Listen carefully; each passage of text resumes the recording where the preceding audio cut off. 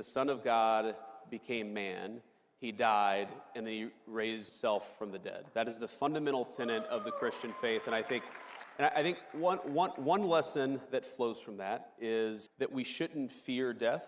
Of course, death is a very bad thing, but there are much more terrible things than just losing one's life, and importantly, you could lose one's soul. And I think whether it's fighting for the unborn or fighting for peace and security for our citizens, I want us to be the kind of society where my kids can grow up to be virtuous young people, can be good young Christians, of course, because that's what I'm trying to raise them to be.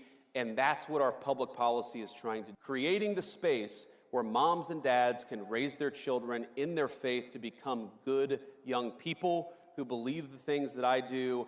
That is what I'm trying to create, is the space for you, of course, to raise your children as you see fit. And there have been really dark times in the history of the Christian faith. There have been really good times in the history of the Christian faith. And I just try to remind myself that we put our faith in God above, we put our faith in the grace of God, and we try the best to do His will, and we don't worry so much about whether we're going to have earthly rewards. We worry about whether we're doing right by God Almighty above. That's what I try to do, and that's how I try to run my life in public.